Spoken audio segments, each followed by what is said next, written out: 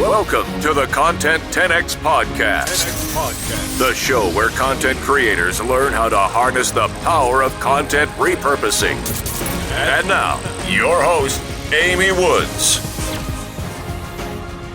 Hello and welcome to this week's episode of the Content 10X podcast. I'm your host, Amy Woods, and this week I've got a fantastic episode lined up for you. So I have a wonderful guest, Dan Knowlton. Dan is a UK-based digital and social media marketing expert, and he has grown his business KPS Digital Marketing with his brother into a multi-award-winning business.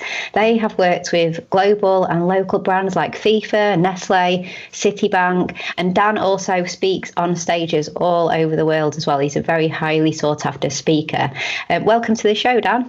Thanks, Amy. That was a nice intro. I appreciate that. What did I miss? I'm sure I missed quite a bit. No. You said lots of nice things, so I'll take that. And you very much are kind of doing quite a lot of speaking at the moment, aren't you, as I mentioned? Yeah, it's definitely a big part of our growth strategy to kind of get me on a stage, and it's also really fun. I love doing it, so yeah, I really enjoy it. And you're very good, because I think we meet at Janet Murray's Content Live? I think we did, yes. Were we both speaking? I think we were. Yeah. So thanks so much for coming on the show, Dan. I really, really appreciate it. And we're going to be digging into Twitter and how people can use the platform most effectively and how we can repurpose our content and promote our content on Twitter. But before we get into it, I wanted to ask you a quick question, which is, why did you get started and develop a career in marketing? So what is it about marketing that really interests you? That is a really good question. God, I haven't thought about this much. Well, I did a business management with marketing degree when I was like 18. So that got me a bit into marketing, but I actually learnt nothing about digital and social media marketing. But eventually, then I went into a job and I quit that. And I think the first thing was I just was bored one evening and started reading some articles around marketing, and I found some articles, an article from a guy called Matthew Barbie, who's like the head of growth at HubSpot now, and his article was something around how to grow an audience on social media. So I read that and applied what I learned and actually started to grow an audience and thought, wow, this is fun. I can actually learn something, apply it, and kind of start. And that's where it all started. That kind of reading that article and trying growing an audience on Twitter initially. So moving on to the topic of Twitter. So I know it's not your kind of focus platform. You guys focus on all social media and all different types of digital marketing. But you spoke about Twitter at Social Media Marketing World in March, didn't you? And I know you got wonderful feedback and that went really well. And I thought it'd be great to kind of extend that conversation in terms of what is and isn't working on Twitter, with a focus on repurposing of content as well, in terms of promoting content, when people have blogs, podcasts, that kind of thing. How can they try and then stand out and grow their audience on Twitter? So firstly, why do you like Twitter? That is a really good question. I think Twitter, I like Twitter for its independence. Twitter kind of, whilst all these other platforms have evolved into kind of story-based platforms like Snapchat, Instagram stories, Facebook stories, where it's a kind of swipe up, down, left, right user interface, focus more on stories that get deleted after a certain amount of time. Twitter's kind of stayed true to its roots and focused on its core mission of sharing ideas and information instantly. So I like the fact that it's kept its independence. It hasn't tried to merge into other platforms, and I still feel it's quite unique in the sense of how they limit, how much text you have to 240. Is it 240 characters? Yeah, I think it is, isn't it? Yeah. Yeah.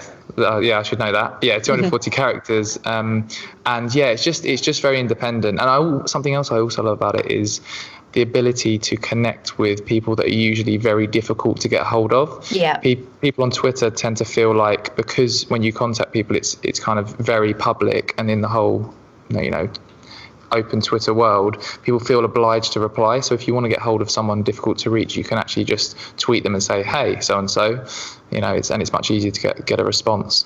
Yeah, it is, isn't it? You hear all sorts of stories of people who've built relationships and established connections with people through Twitter, so much more than you hear on Facebook or Instagram or those kinds of places. So I think it's because it's the quick nature.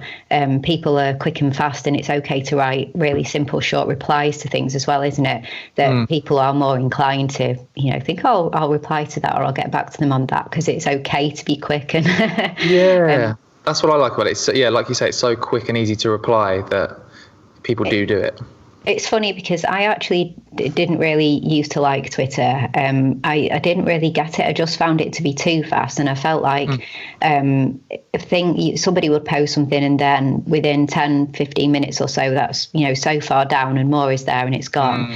And it probably up until about a year ago, not for we've worked with Twitter with our clients for a while, but for myself, for my personal usage on social media, it just used to frustrate me. But more recently, I've actually started to like it more and use it more, and I guess accept that it doesn't matter if you miss things that happened an hour ago or a few days ago, whatever. The longevity doesn't really matter, because you're just looking to see what's going on now, really, aren't you, on Twitter? Exactly, and you're never going to keep up with everything, and this is why there's been a big kind of shift, or there should be a shift, with marketers that are using the platform well, should be shifting towards quality rather than quantity. A lot of the time, the old mentality was, right, I need to tweet every 30 seconds to make sure I reach the most people, and then I need to reshare all my tweets every day. And whereas now, because Twitter's so filled up and noisy, to stand out, you need to think differently, and you need to be creative rather than volume, focusing on that real quality of content that people actually want to consume.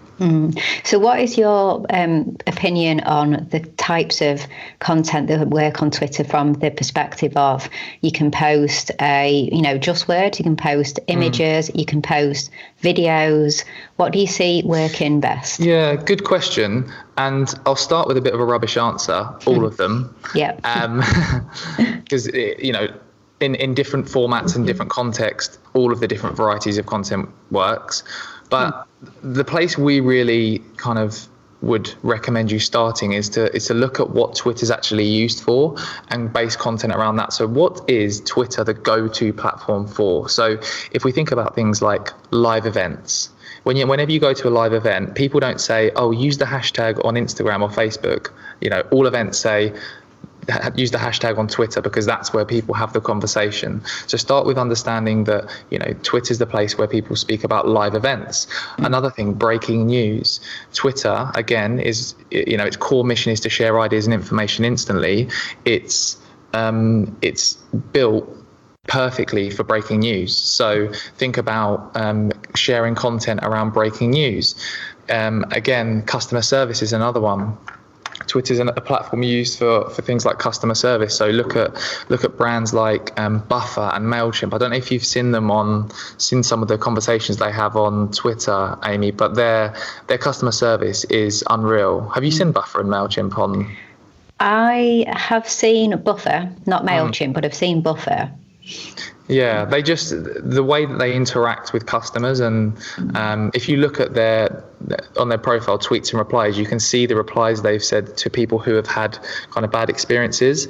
But taking it back to kind of the types of content, my real recommendation is to try and test different things. So, for example, for us, we do a variety of content. Like text-based tweets can work really well when it's kind of a thought leadership opinion piece. So something I've seen working really well recently is whenever I just randomly think of an opinion about something, it just pops in my head. Like I'm trying to think of an example now. For example, the other day I randomly posted about asking people for recommendations for prams on Twitter. I tweeted and I got loads of responses, and something I observed was there must have been about 50 to 100 people replying with all of these different suggestions for prams and things and tagging brands. And I thought, after looking at all of that, not one brand even responded with any kind of suggestion or witty tweet or anything to even say, oh yeah, our prams might be best for you. Not one brand out of all of those brands that got tagged and 100. Wow, really? Yeah, and I just retweeted that and tweeted and said, explained that, and it got lots of response because it really resonated with people, because it was something that they could relate to. Yeah, I mean, it reflects very badly, doesn't it, if they don't have anybody who's monitoring the mentions and can see opportunities to engage, especially when other brands do it so well, as you said. Yeah, exactly. Yeah, and I mean another kind of type of content that we found works well on Twitter is video, and especially when you use the Twitter Media Studio to optimize the video. So for those that don't know, the Twitter Media Studio is kind of a media hub within Twitter that you can upload video content to and kind of make that content more rich by adding a thumbnail, adding an SRT subtitles file, adding a call to action button, adding a title, adding a description to your video content, and you can then tweet your video content from within the Twitter Media Studio. So we find that content works really well because it's formatted very nicely once you tweet out from the Twitter Media Studio. Ah, okay. I didn't realise that because we just tend to create, videos off the platform. So that's really useful. Yeah. And they've also actually just literally, I was on the Social Media Examiner's Social Media Talk Show last Friday, and we were discussing that Twitter's just brought out a new producer feature where within the Twitter Media Studio, when you're creating live video on Twitter, you can go in and whilst live, cut short clips of the live that you're recording and repurpose that live stream. Actually, this is quite relevant for you, Amy, especially. Yeah. That live stream, you can go in and it's really simple to use, and you cut short snippets of the live stream to tweet out, and you can tweet that with a link to the actual full live stream. So it's quite a cool new kind of feature within the Twitter Media Studio. I tested it the other day and it's just launched. This is when you are recording a broadcast on Twitter, is it? Yes. Right, yes. Okay. Exactly, yes. So you can schedule a broadcast within there now. Basically, they used to have an external tool called Snappy TV, and this was used by bigger kind of media companies, especially when there was like live sports on things, and they wanted to cut short snippets, replays of or slow motion replays and things. But now anyone who's got access to the Twitter Media Studio can schedule a live broadcast and then snip the kind of best bits of that live stream and promote it across Twitter. So it's quite a cool tool for repurposing. That's really cool. And is that whilst it's going on to try and bring people over to the live? Exactly. Yeah, well, it can be both. So it can be whilst it's happening. So, I mean, the optimum thing would be if you've got someone else who can do that whilst you're kind of talking live and things. But even after the live stream's gone out, you can then cut short snippets and repurpose that so that you can drive more traffic to the live stream once it's gone out. And so is live streaming on Twitter something that you do regularly? No.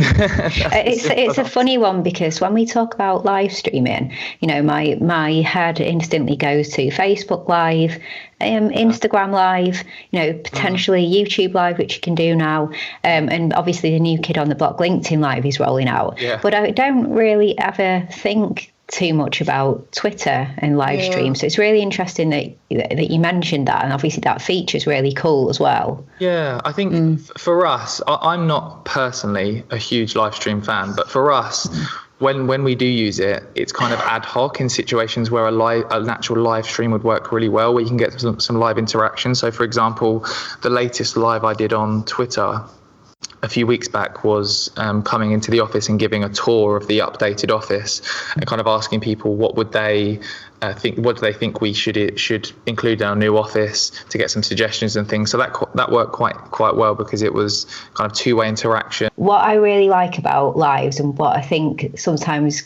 people can go a bit wrong, is I like the live engagement aspect, and I think that if you truly do go live and you truly do treat it as engagement, but if you go live and just present and end and don't actually turn it into a live experience, then you might as well have done a pre-recorded video. You're exactly right. And I recently, actually, I'm literally just trying to think now, what was the last live stream I watched? And it was, I watched the full kind of 35 minutes of a Q&A on LinkedIn where Stephen Bartlett, the founder of Social Chain, did a live Q&A.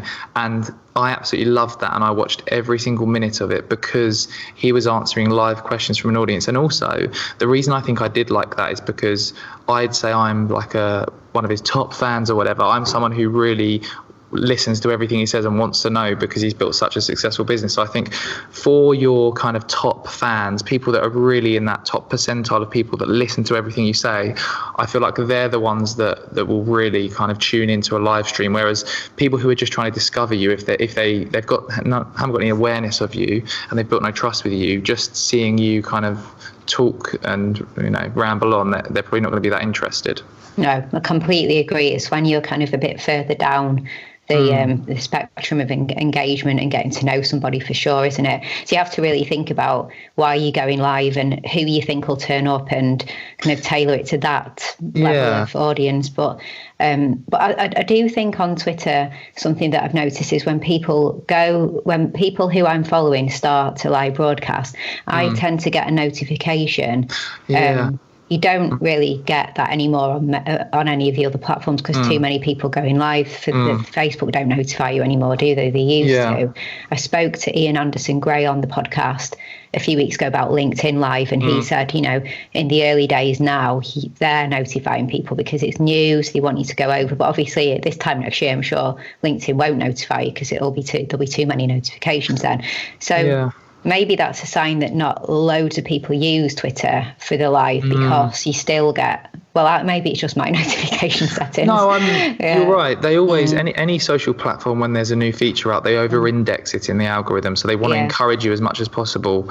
You're exactly right. Like now I keep getting notifications on LinkedIn for people going live. But to be honest, I don't think I've ever noticed Twitter send me a notification to say someone's live. I may be wrong, but I can't think of any notification to say someone's, I don't know, have you seen them do that before? Yeah, there's one particular person who regularly goes live that I obviously follow, and I will get a notification saying if it started a broadcast. That always happens. So maybe it's just because I never watch live streams. And they know that I'm not someone that's interested in them. Yeah, but I've never actually watched it. I just see the notification. So like really I said, maybe it's just that maybe we all have slightly different settings, but I think it's really interesting. Like, you have to know what your audience will want. And like you said, you have to really just vary things up, don't you, and see what people like. Now, let's say, for example, somebody listening to this show now and they have a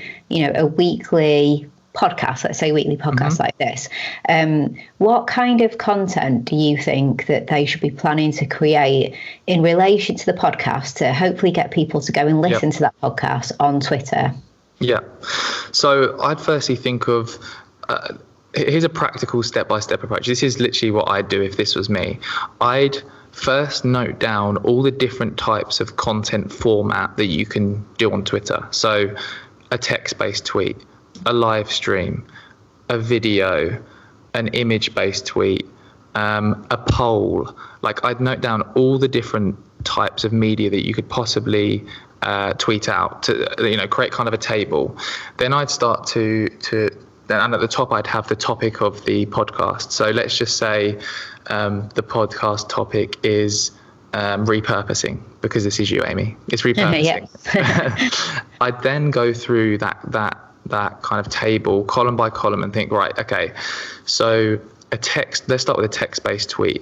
And this is something, and I try and think about what works well for each format, like we've spoken about. So let's give some examples. So earlier on I mentioned text-based tweets, kind of thought leadership style text-based tweets where you're sharing a kind of a strong opinion on a topic work really well. So I'd maybe be thinking, right, what's a topic to do with repurposing that lots of people have a strong opinion on, and both ways. So it could be, I don't know, what do people have a strong opinion on repurpose? Maybe it's something like people do not repurpose their content enough and it's making them fail with their content marketing or whatever. Think of whatever that topic is that people are going to say, argue either way. You could say a really strong opinion piece on that in a text-based tweet, and I test that, look at the Twitter analytics, see how that performs.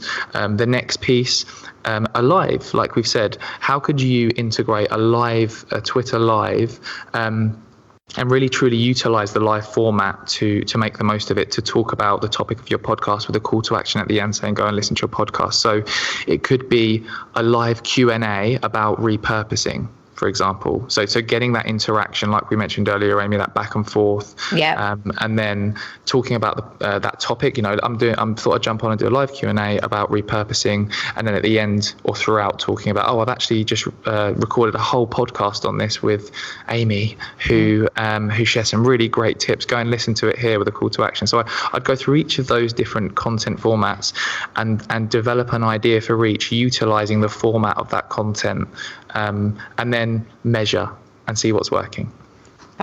Brilliant answer. I really love that answer. And I love you mentioned things like, polls and things like that as well. So the different interactive features that they have on the platform. What is your opinion on Twitter chats? So do you see them as being effective? Should somebody do a Twitter chat related to the topic? Yeah, so again, I'll give my personal opinion. Yeah. Again, this isn't kind of everyone's. I think I've been involved. To be honest, I only ever get involved in a Twitter chat when I'm asked to be a guest, and I'll be a guest on that Twitter chat, and I'll share my thoughts on the different questions they ask. I never really bother to get involved in a Twitter chat. I kind of feel like, personally, it's just a load of people chatting for the sake of chatting. And yeah, it just really isn't my thing. However, there's people that swear by Twitter chats, and it's a great way to network. It's a great way to meet other people.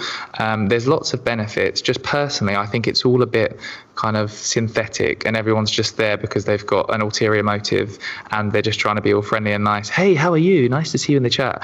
When really they just want to try and sell you their products or services. That's a very negative approach to have. But in terms of it, to be honest, for me, being a guest on Twitter chats, it's really helped me reach new audiences. So the benefits to me, in a kind of selfish way, it's helped me reach new people who have then followed me and then connected with me and seen my future content. But I don't know, what's your experience with Twitter chats, Amy? Do you get involved in them, or am I being very negative? No, so I'm similar to you. I think we're both obviously quite similar with these things. So I wouldn't necessarily join a Twitter chat in terms of they're not really on my radar, and it's not something that I get involved in. Proactively kind of, yeah. Yeah, but firstly, I do know people who love them. So I know people who will make an effort to attend somebody's Twitter chat. If it's, say every Monday evening at 9, people will go and attend so-and-so's Twitter chat. So I do know people who do, even though for me, it's not really for me. I attended... I've only actually taken part in one Twitter chat where I was asked to be the guest on a Twitter chat, and so it moved really, really fast. Like I guess it was the first time I attended one. They do, don't they? I found it a little bit funny. I found it like a question was asked, and I don't know whether people were there to learn or more just that everybody answered and trying to outdo each other's answer. Yeah, and I was the guest as well, so I was like the expert. Funny. But everyone kind of, not saying I know better than other people at all, but I was invited as kind of the expert, whereas I'd pass my answer on, and then everyone would kind of try and say something better. Yeah, exactly. That's hilarious. It was funny. But what was very good about the Twitter chat I was involved in was that there was a lot of repurposing of the Twitter chat. So there definitely was an engaged group of people that joined, and then the Twitter chat conversation carried on into a Facebook Live, and then there was a blog post written up on the key points that came out. Was this the Twitter Smarter chat? Yeah, exactly. Yeah, I'm actually really impressed with the way Madeline repurposes that. Yeah, exactly. It was really impressive, and I had Madeline on the podcast, so I'll link to that in the show notes, where we talked about how they repurpose their Twitter chats from the start to the end, and all the content that they get from them. So that really did work. I saw that's a good example. Exactly. Yeah, there was lots and lots and lots that came out of that as well. And actually, some people who attended the Twitter chat went off and wrote their own blog posts on what was discussed as well. Yeah, because some of them kind of commented me, or when they share it on Twitter, they are tagging me and things like that. So I can see it working. I think you have to know your audience and know whether it would be right for them. But it's a bit like, is it so? When you go live on any of them, people join in and have that live chat. If you can do it somewhat like a live, where people get to ask questions, but everyone else doesn't kind of flood with the answers too. And you actually get the person who's been brought in to answer the question, and then people can ask questions back. But I think if they're managed well, they can work. But but otherwise, I'm not. I think they're so fast paced as well. Like you mentioned that. God, when I did my first one, it was so difficult to keep up with everything and try and respond to people and answer the questions when they come out and all of that. But the Twitter Smarter one is definitely if I was to kind of recommend any that I've seen, that's one that's managed really well, and Madeline does a great job with that. Yeah, she taught me. She told me beforehand about using. Is it TweetDeck? And so I had all these different. I literally felt like I was landing something on Mars. I felt like I was in the NASA control room. Like, oh, there's something going on there. Oh, the hashtags. I just followed. It was weird, but it was. They're fast paced. They can work. Would be worth a try. But I think if you do it, you have to do it like Madeline and like other people do, where they make it a regular thing and people part of their routine. I think my advice to anyone would be, don't just listen to our opinions, try it yourself and see what you think, because you may have a completely different experience to us. So exactly. And I like exactly your answer in terms of think about the platform and write down all the different features, all the different ways that you can create content. And then I love what you said about then think about how you can translate the topic of the podcast, what the episode was about, into those different forms of content. Now, a couple of final questions for you. Sure. What's the main thing that you see people, so businesses who are creating content for content marketing perspective, what's the main thing that you see people doing wrong that always makes you just go, no, you're doing it so wrong? I think, and this comes from my talk at Social Media Marketing World, because I did quite a lot of research and worked with some different analytics tools to look at the most engaged brands on Twitter.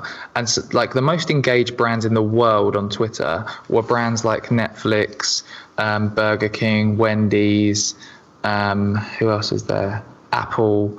And when you look at the way these brands speak on Twitter, they speak as if they're chatting to their mates. So, for some reason with businesses, they feel like they need to have a very corporate tone of voice. Whereas when you look at the way Wendy's tweets, it kind of is a very witty, non-corporate way. And people and other humans really resonate with that, because that's actually how you interact with someone. So I guess one of the biggest mistakes I see is people being very rigid and corporate and speaking in a tone of voice that you wouldn't normally speak to another human in, and it's very difficult to relate to that type of content. Whereas when you actually speak from the heart, you share your emotion and you stop being so corporate, it really resonates with people. So that's definitely a big one for me. Yeah, and I think the fact that you named some of the biggest organisations in the world, like Apple, and you said that they're able to talk in a friendly, the tone, it really means that everyone should be able to, especially if you're running kind of smaller businesses or solopreneur. If Apple can do it, and then I think everybody can do it, can't they? But it's just get into the right frame of mind and even a response that I got from that Social Media Marketing World was, what if our brand isn't silly and witty, and which is completely reasonable, but you can still speak in a tone of voice that doesn't make you sound like a robot you can still speak in the voice of a human, the way in a professional manner that you speak to other people, just not so rigid and corporate.